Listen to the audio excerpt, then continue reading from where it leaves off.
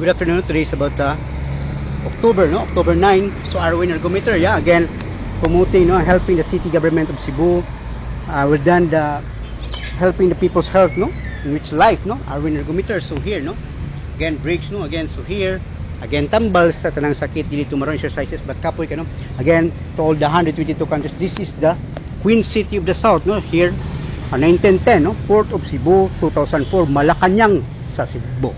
Again, this is called Malacanang sa Cebu, by which our president, umari sa Cebu. So, anhiyang office, This is the Malacanang, of Cebu. So here at the Plaza Independencia, again, this is the tourist spot on places, in which laging you plan much more fun here in Cebu City.